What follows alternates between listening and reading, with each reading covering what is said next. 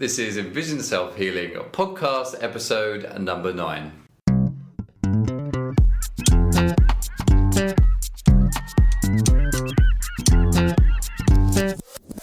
Hi, I'm Will Fuller. And I'm Richard Miller. And we are the co-creators of EnvisionSelfHealing.com. And we're dedicated in helping you improve your eyesight and quality of life by taking healing into your own hands. The topic this week is treating your eyes just like any other part of your body. And in the second half of the podcast, we're going to be answering a question from a client who asks, why do they call presbyopia old age farsightedness? Great question. Yeah. I'm looking forward to that this week. And we're really looking forward to today's show. It's the first time that we're doing this podcast in the last few weeks where we haven't had a lecture beforehand, so we might sound a little bit more energized but more rusty at the same time. So. So you're lesser of two evils. You'll just have to let us know what you prefer. More knowledgeable, slightly tired out podcasters, or energetic and slightly rusty podcasters. Okay. So, Richard, how has the world of self-healing been treating you this week? Well, I haven't really been... it's been a very, very busy week, as you know. Finishing up our class. I wonder if we've ever started one of these where we've not said, I've been really busy this week. Yeah. I look forward to the day we go, we did nothing this week. Nothing this week except eye exercises, and that would be a nice week. Yeah. So... No, I've been doing some of my presbyopia exercises, some of my eye obstruction of my dominant eye, and that continues to help sharpness when I can wear the obstruction glasses. Okay. Presbyopia glasses would be a challenging thing to come up with. I guess those are what reading glasses are, I suppose. No, I've been wearing the obstruction glasses over my right eye and trying to get my left eye more involved, and that helps my reading. I have to admit that I've noticed as I do less of the presbyopia exercises, the harder it is for me to read. Oh, interesting. And I've had to drag out the magnifier a little more. And I've been doing my taxes, so I'm under pressure to read things. So we did, I remember last week, or the week previous, you mentioned that you didn't need to use your magnifier in looking at some of the documents on your taxes. Right. So, but now this week you're saying that you do need to use your magnifier, and I wondered if that had anything to do with the length of time between this week and last week. So I know this week you've been spending more time on it. Right. I think the reality is I was doing less presbyopia exercises. Okay. Just because of time pressures and getting the taxes done. And I do think pressure, sometimes you give in to, I have to see this. So you revert back to your old ways. Yeah, no, I've noticed that when we're doing a lot of editing and stuff, and I really push my face up towards the screen to make sure I'm getting it right in the exact place, and then I sort of think, hold on a second, I can actually see this from further away, and I sit back and I can see it the same, Yeah. But you just think no, and as you mentioned that, I realized we've been spending a lot of time on the computer, and on Monday, I guess it was, my left half of my neck got really stiff, and I know that was from doing exactly what you're saying. Getting really close up to the screen and craning my neck. So I suppose if your neck's feeling it, we could only imagine how your eyes are feeling. Yeah, my eyes are actually not feeling that great right now. So that's been so there's some positive this week, but mainly it's been a lot of strain and stress and reverting back to old habits. So I also wonder if the psychological part, those of you out there that have watched my anxiety, does anxiety make eyesight worse? And certainly when you've got a deadline with your taxes, or you've got a deadline for some sort of work or something, you don't have time to be, now I'm going to shift and now let's go, and you just think, I just need to get this done now. You can't just sit back and say, I can see the computer screen from here. You're just like, I have to get that done. Yeah. So you just go... You force it, basically. And it's almost like I'll deal with the consequences later. Right. I'll palm tomorrow, I do my eye exercises tomorrow. And it's quite sad, really, that we sort of just put our eye health... it's true. ...to one side. Yeah. I suppose no different, really, than, I guess, if you're late for work or you're late and you just grab a hamburger or something instead of a nice fresh vegetable. Yeah. And the problem with this is, I mean, granted, taxes are only once a year, but you can always come up with another reason that you're just going to do this just for now and I'll do the right thing later. And I think maybe we're always going to be busy. Yeah, that's true. Might be the reality. Otherwise, they wouldn't have invented something called the holiday. Yeah, that's true. If you weren't always working. Yeah. So. But I suppose the thing is to try and catch yourself, and maybe you do have that day where you have, spent too long on the computer or your eyes do feel a little bit strained. And maybe if you just try and watch your routine and make sure that maybe the next day isn't the same. Yeah. Or maybe, that day doesn't turn into a week and the week doesn't turn into a month. Right. Something just occurred to me from our topic of the week. So I did start going back to the gym this week more. Oh, great. So I went 2 or 3 mornings there. Not the eye gym. No. We've not invented that yet. The gym. And I notice I feel better. It's one of those things, I don't have time to go to the gym. Yeah. But when you go to the gym, you feel so much better. That's true. That then why didn't I go to the gym? Yeah. And why don't we treat the eyes the same way, really? Yeah. If, instead of pushing through, eating that hamburger instead, then our eyes would feel better too. And it's the same with food, as you always feel better after a healthy meal than you do after a greasy oily meal. It's completely all the same, isn't it? Good. Well, I'm glad we're establishing some sort of formula here that we might be able to solve at some point. If anyone's got more of an insight, please do let us know. So, how was your week? Yeah, good. The similar busyness as you know, because we spend most of our time working together. But my diet was a lot better this week, and I managed to fit in my juicing and started getting my salads back in again, and of course I felt immediately better afterwards. Peripheral vision side of things, just general. I do notice that if I am tired, then my periphery is less. It's not as good as if I'm, fully rested and, ready to face the world. Right. So, and I think we were talking about this before, about the connection between poor vision and tiredness, and it's really something that, nobody talks about, and again, this probably belongs in our topic of the week, but, nobody says, well, you're really tired today, that's probably why you're not seeing as well, Yeah. But we do say, I can't think straight because I'm tired. Yeah.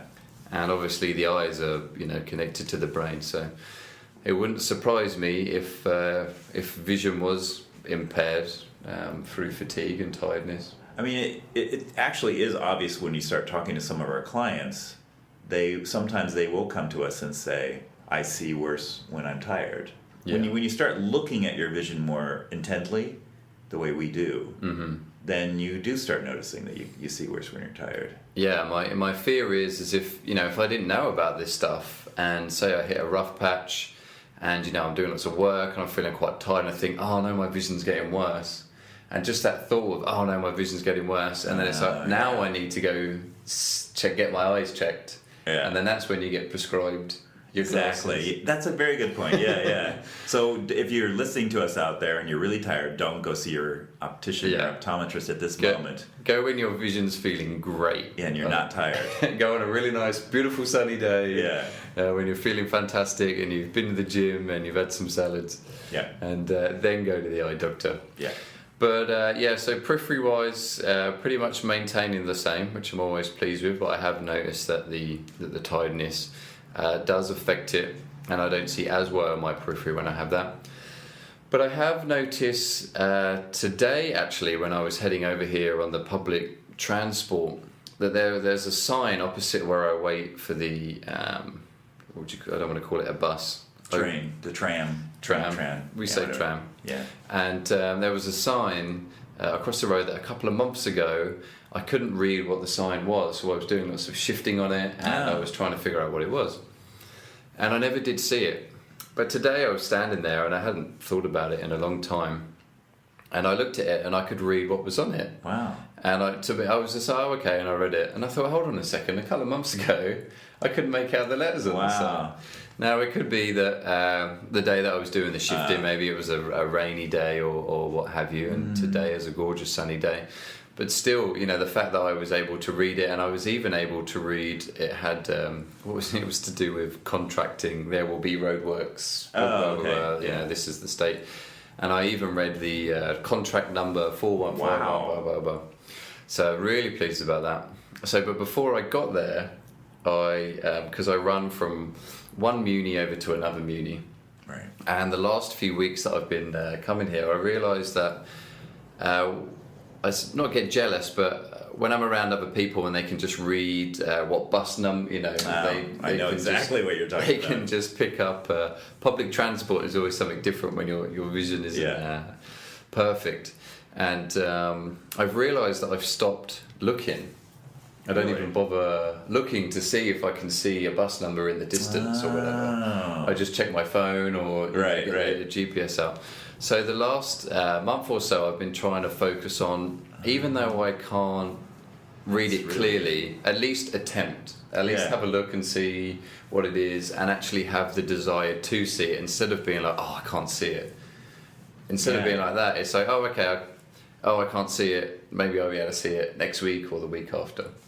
So anyway, today I jumped off one muni, and I look up to see if the next one's coming so I can run and catch it the way it's coming out.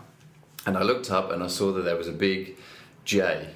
And for the first time I was able to read the number of the tram.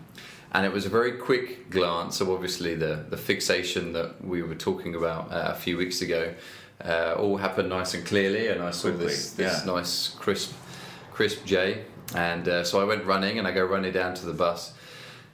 And I'm standing there, I was like, well, maybe it wasn't a J. You don't trust yourself. Maybe I was so enthusiastic. And I'm standing there, and nothing was turning up. And I was like, I was like, how disappointing. I saw I was like, I'm going to talk about this in the podcast, and I'm going to, and it's going to be great. But then I realised that when I was standing there was two side by side. Oh, okay. And the J was actually going away from me and not towards me. Oh, it was the back of the J. It was the back of it. Oh. So anyway, so I felt better that I actually did saw see the letter, it. So I'm pleased about that. But you were unpleased that you I got it wrong, and I ran for it and stood there for 10 minutes. But that was when I reconciled myself and was able to read the sign opposite me, which I was pleased about. And also the sign was also black on white background, so something that you'll always notice is might be a little bit clearer for you out there because of the contrast between the black. Just to be completely eye geeky about this, so what Will is saying is the psychological block of I can't read that. You were dealing with that block. And once you get back past that block, then you're actually shifting essentially in the flow of your everyday life. So just the fact that I was even attempting to see what the letters were, if I had never tried, I would never have known. And if you don't try, then you stop using your eyes for that task, and that's not good for your eyes. So. And you also have no comparison. How would I, if I hadn't have tried to have done it a month ago or a couple of months ago, then I would never have known that I could see it. And this is again why we always recommend a vision journal. I know one of my clients at the moment, she's got a sign that she can see outside her living room window. It's like the street name across the road or whatever. Good. And that is, instead of using an eye chart, which we don't recommend because it's sort of like weighing yourself every day if you're trying to lose weight, it's sort of a bit unmotivating, and it's also difficult to improve that quickly. So, but she uses that sign as her gauge, and then, every now and then she might glance out the window and sort of tune in and see if it might be crisper or clearer or so. But anyway, I thought that's a good idea. But that's what we do, but we sort of do it on a grander scale, I guess. When you've sort of fully integrated this stuff into your lifestyle. There's never a boring moment. Whenever you're waiting for anything, you're always shifting or comparing or looking at your periphery, or there's always exercises that you can be doing a lot of the time. But so some interesting stuff this week, but I think it's about time to head over to topic of the week.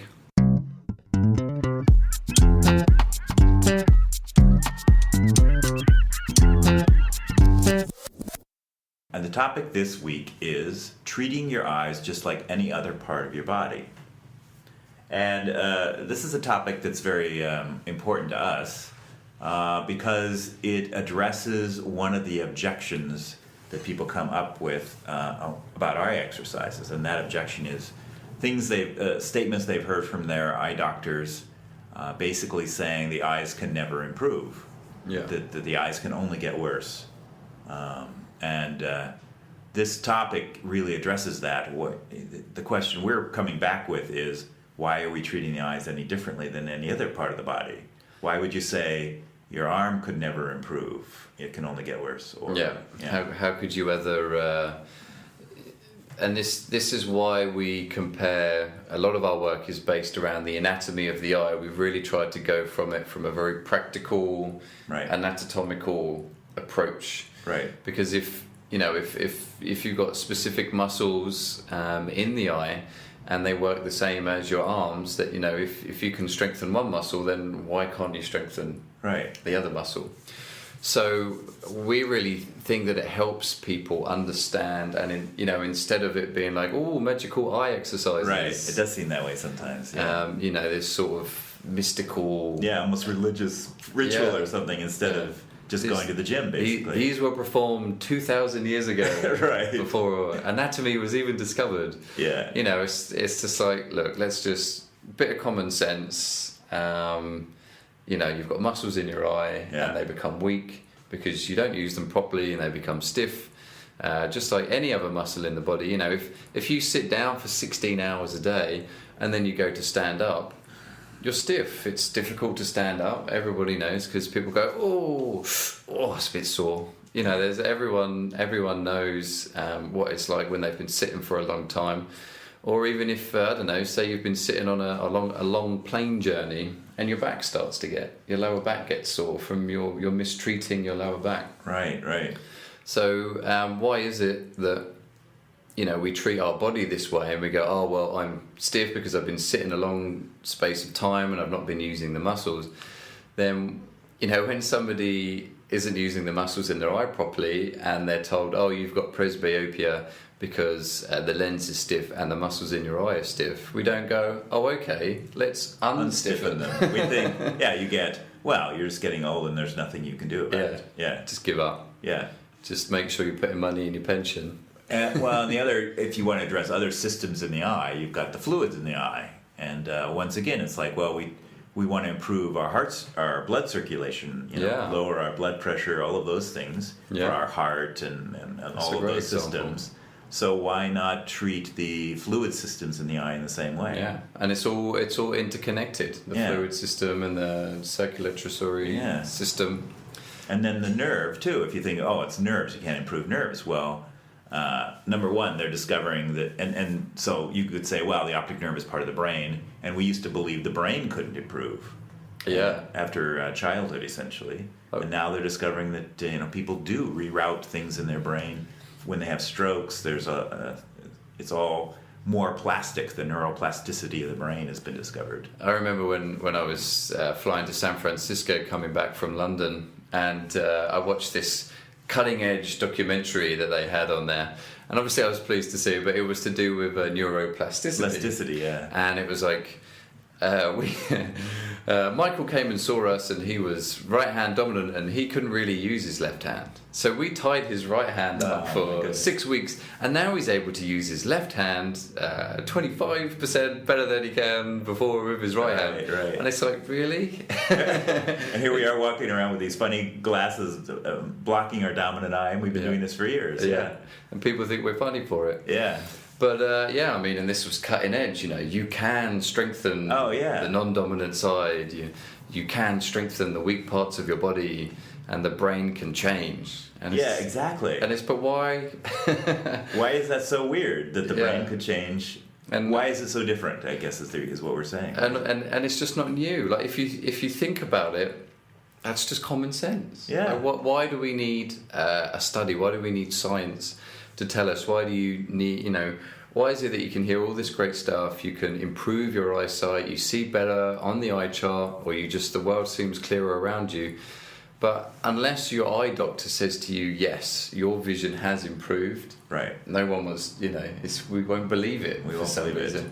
Well, and and then it's another objection when people say eye exercises don't work. Well, we could show you an eye exercise, and you could do it for 15 minutes, and you could see an improvement. Yeah. Usually, and it depends Yeah. on what they're trying to improve, but it's fairly easy to see improvement. And even if you don't see improvement, 99% of the time, people's eyes feel better. They Right. feel that their eyes are slightly more relaxed, or Right. they feel that. So, why people don't necessarily, believe. Not even the word believe seems terrible. Why don't people believe? You shouldn't have to. It's just part of your body. Yeah, it's like, why do you really have to believe that your bicep can improve by lifting weights? Yeah. And we can show your eye improves by doing exercises. Yeah. It's really not.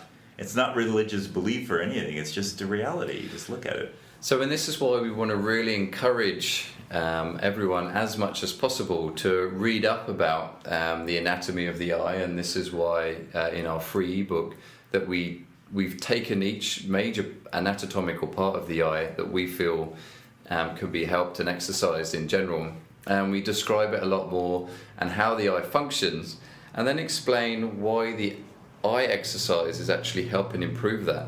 And it is very simple when you look at it. Yeah. No, it's not that different than. We're basically personal trainers for your eyes. Yeah. So, but what's even better about it is you don't have to go and spend all this money on all this equipment, and you don't have to do, any of this elaborate stuff. It's just all so simple. I think sometimes that's what puts people off. Yeah, It is so simple. It is so simple. I think if we came up with the eye dominance machine. Right. People want a machine, yes. Yeah, and we charge like $5,000 for this. Yeah. Wear this mechanical helmet that covers your right eye for 6 months, and your vision will improve. Yeah. But no, if we say to stick a piece of paper or get a pair of sunglasses and pop a lens out, it's a bit too simple. Yeah. But no, certainly I think this also coincides with how we talk about the body-eye connection, about how you want to have a healthy body, and improving the blood flow in your body is also going to help your eyes as well. Really sort of a holistic approach, you could say, can you, to eye Right, exercise. and maybe the tiredness too relates to the nervous function. The fact that you can't think as well when you're tired relates to the optic nerve and stuff too. It's just another nerve. So like your brain, it gets kind of jangled when you're tired and anxious. I mean, even the phrase, sorry, I'm a bit slow today. Yeah. You ever heard that? When someone says a joke, or you're in a meeting and you've had a long week, and somebody says something, and it's like, it's sort of all you hear, and you're like, I'm sorry, I'm just a bit slow, I'm not quite with it. So why should our vision be any different than that, perfect 2015 crisp vision, exactly the same? Yeah, it's all connected.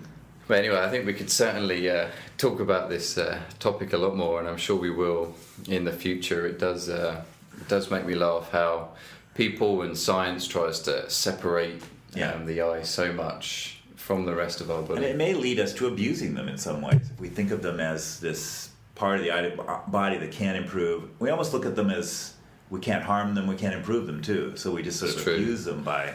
But and why would you? If you were never told ever that you could.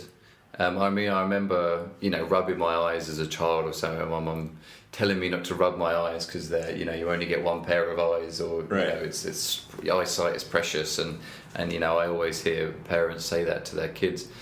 But we're never you never go into the doctor with headache or I don't know, you never go into the opticians and you're seeing less on the chart and they go, oh, you've been sitting in front of the computer a lot this week, haven't you? Yeah. You need to go home and do 20 hours of palming. Yeah, wouldn't that be unique? Come back in a few weeks' time, get some rest, go on holiday, then come back again, and maybe we'll change the world. When that will happen, but We're trying. One podcast at a time. All right, so it seems like it's time for question of the week.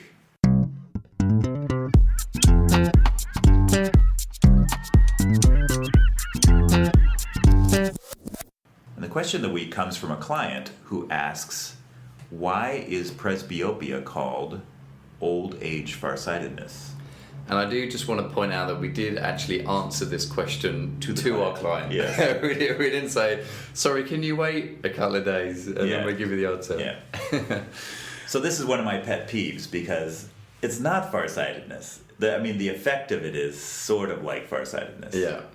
But then it gets back to our anatomical approach again. The anatomy is nowhere near farsightedness. So why don't you explain a little bit about what is farsightedness? Okay, farsightedness is all about, the real farsightedness, hyperopia, is about the length of the eyeball from front to back. And in myopia and nearsightedness, the length of the eyeball is elongated from front to back. In farsightedness or hyperopia, the length from front to the back of the eyeball is shorter. So instead of having a perfectly spherical eye, you have a sort of a squished eye from front to back. It's shorter. So whereas myopia is the opposite. Yeah, it's a lengthened eye, so it's more like an egg shape. Well, not, an elongated sphere. That's a myopic eye. So it means that when you're trying to focus something from near, that the image isn't landing on the fovea or the macula. It's falling too far back so that you're not seeing the image. Right. In myopia, instead of seeing the distant object instead of the distant object falling on the retina, it actually falls a little in front of the retina, and the close objects fall on the retina, being near. So the near objects fall on the retina in a nearsighted eye. Whereas in a far-sighted eye, both the distant object and close objects are actually behind the eye. And anyway, that's because it's squished. The image of the objects are falling behind it because it's shorter than it should be. So the reason why they say it's farsightedness for presbyopia, they also say it's the arm. Was it the arm exercise? You stretch your arm out to read the newspaper. Right. All right. Now we're into presbyopia, which is that my arms aren't long enough to read anymore. Yeah. And so you get the reading glasses. And I guess let's just stop and say the effect is the same. A farsighted person would have trouble reading something close, and a presbyopic person would have trouble reading something close. So the effect is the same, but anatomically it's completely different. The presbyopia has nothing to do with the shape of the eyeball. It's about the lens stiffening, the muscles weakening around the lens. And I know it sounds obvious, but it's farsightedness because you can see in the far, and you can't see in the near. Yeah. The same as myopia is nearsightedness because you can see near, but you can't see in the far. Right.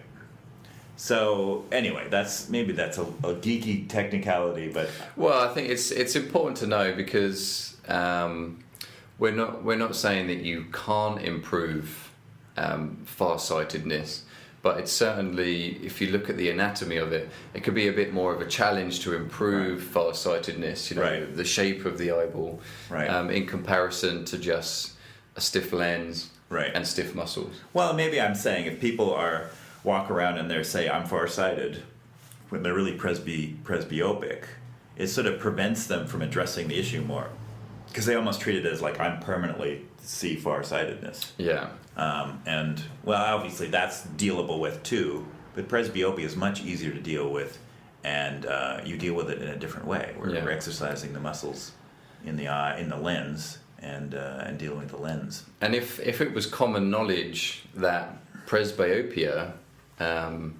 could be improved, then I don't think people would say I'm farsighted. Right. I think people would go around saying I'm presbyopic. Right. But I'll be alright in a couple of months' time. Yeah, if I do these eye exercises, I'll be better. Yeah. And it's very similar. You could say to the 4-minute mile. Nobody ever broke the 4-minute mile mark, and when it finally did, then within the next couple of weeks, 5 people, 10 people, everybody starts breaking the 4-minute mile mark. Yeah, yeah. So I'm not saying that you have to run a mile in 4 minutes to improve your presbyopia.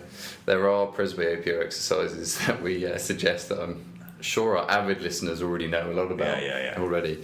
So what we're saying then is that presbyopia is where the ciliary muscles become stiff and the lens becomes stiff, and it means that you're not able to see from close anymore. Right. The lens no longer wants to bend so you can see close.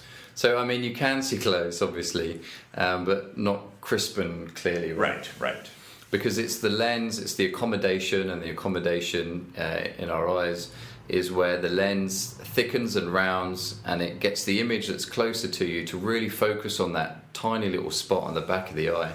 I mean, it's amazing really when you look at an eye chart of how small that spot is that this whole world, right, that fits in. Yeah, and you're trying to bend the lens to bring that point of clarity right onto the fovea, onto the sharp part of the eye. And when the lens is stiff, you can't. The lens the rounding of the lens brings the focus point forward, and when the lens is too stiff to do that, then the close objects can never be brought forward and placed onto the fovea. So by working those muscles and bringing the plasticity back into the lens, then you're allowing its original, what would you call it? Its original state or its original job. Yeah. To return. Yeah. And so then you don't have farsightedness anymore. Now I just realized we're back to almost the same point we talked about in the topic. That lens could become plastic again. Just like the brain has neuroplasticity. It's like, why do we doubt that things can be changed and improved? Why in the rest of our body can we expect healing and improvement to take place? But when it comes to our eyes, it's I don't know. They don't exist, do they? It's just a downhill slope. Yeah. But then when it wasn't until I started learning about eye exercises did I really start to hone in on the muscles of the eye and how the eye functions. Yeah. Whereas at school you're taught how muscles work. You're taught how even the organs work in science, but we never really. I guess we do talk about accommodation, but I guess if you're never taught about the pathologies or the conditions with those parts of the eye, then you just don't think about it. Well, and a lot of our treatment, if you think about it, the eye exercises just for presbyopia, and for a lot of the eye exercises, we're challenging your limitations. So we're trying to read closer than we would. Yeah. And that would be true for farsightedness too. Yeah. It's just like you're on your airplane with tying the hand behind the back. We're just challenging the capacity of the body. Yeah, exactly. Yeah. Fantastic. Well, right. I hope that answered our question there. And if you do have any more questions, then feel free to write them along the bottom here, or if you have any comment at all, then feel free to make it and send it along to us. As we mentioned before, you can find a lot more about the anatomy of the eye and how we are misusing it and how our modern day life is causing a lot of these problems that otherwise could be avoided or improved if we sort of revert back to our natural state of using our eyes. And you can find that ebook on our website, and you can download that straight away. And you could always check us out on Twitter. Both Richard and I have Twitter accounts where we update ourselves. I don't know what to do unless I'm tweeting myself. You have to download your day's thoughts. Yeah. And you can always head over to our Facebook fan page where we post some great pictures of what we're doing and keep everybody informed on the latest world of Envision self-healing. So good luck with your eye exercises this week and happy healing. And have a good week.